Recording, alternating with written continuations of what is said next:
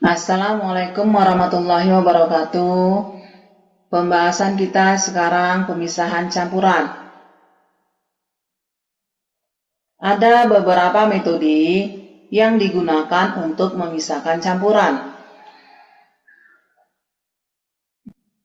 1. Metode filtrasi atau penyaringan. Metode filtrasi adalah metode pemisahan yang digunakan untuk memisahkan cairan dan padatan yang tidak larut dengan menggunakan penyaring berdasarkan perbedaan ukuran partikel. Penyaringan air yang bercampur pasir disaring dengan kertas saring sehingga pasir akan tertinggal di kertas saring.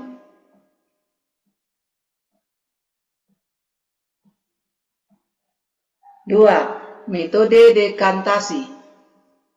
Metode dekantasi dapat digunakan sebagai salah satu alternatif selain filtrasi untuk memisahkan cairan dan padatan.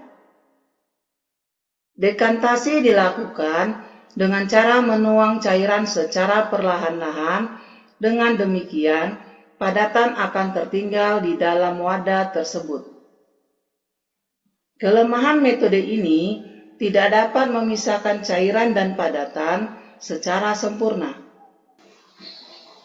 3. Metode sentrifugasi.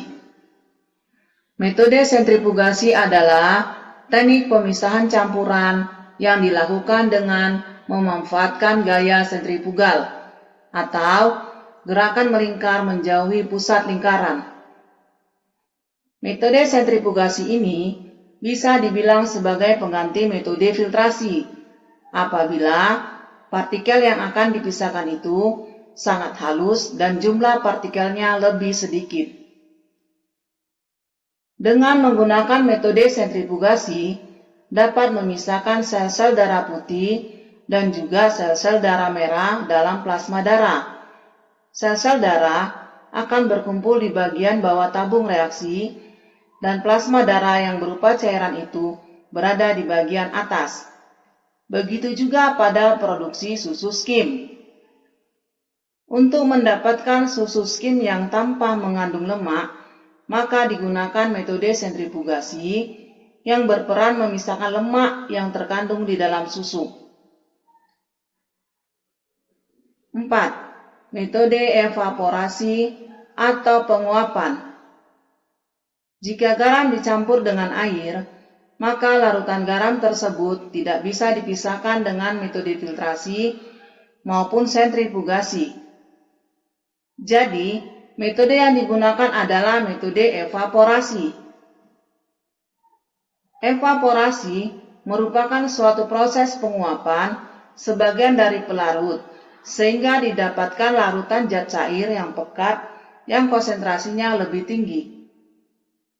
Jadi, untuk mendapatkan garam dari air, maka kita hanya perlu memanaskan air yang bercampur garam itu, sehingga secara perlahan-lahan air akan berubah menjadi uap, dan ketika air sudah habis, akan tersusun kristal garam sebagai residu. 5. Metode destilasi atau penyulingan. Destilasi atau penyulingan adalah suatu metode pemisahan berdasarkan perbedaan kecepatan atau kemudahan menguap suatu zat. Dalam proses pemisahan campuran melalui destilasi, terjadi proses penguapan cairan yang kemudian hasil uapnya diembunkan hingga diperoleh suatu zat cair.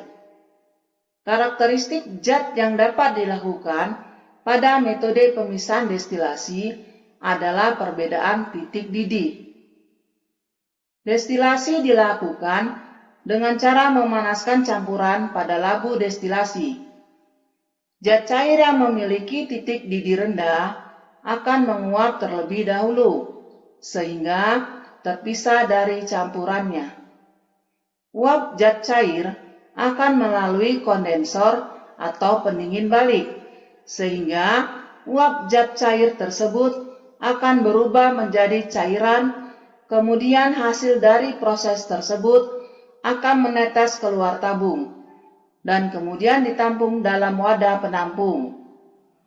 Dalam kehidupan sehari-hari, proses penyulingan digunakan sebagai pemisahan air tawar dan air laut dan proses pemisahan minyak bumi.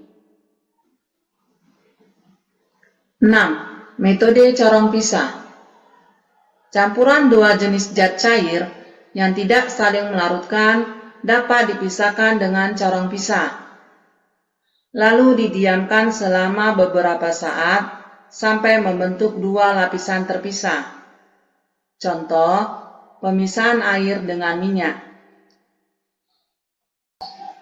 7. Metode kromatografi.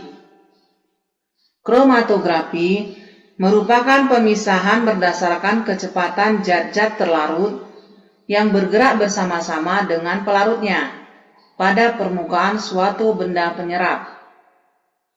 Dalam kehidupan sehari-hari, kromatografi berguna untuk 1. Menguji apakah bahan pewarna yang digunakan dalam makanan aman untuk dikonsumsi. 2. Menguji tinta yang digunakan pada pemalsuan dokumen, seperti surat, cek, dan giro.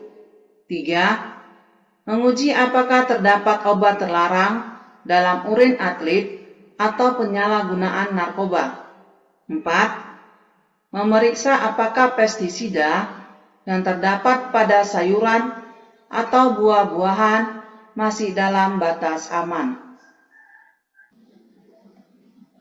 8. Metode sublimasi.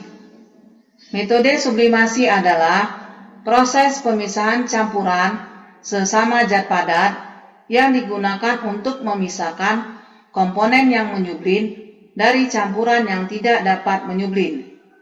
Contohnya, campuran kapur barus dengan pasir. 9. Metode ekstraksi. Metode ekstraksi terjadi atas dasar perbedaan kelarutan zat terlarut di dalam pelarut yang berbeda.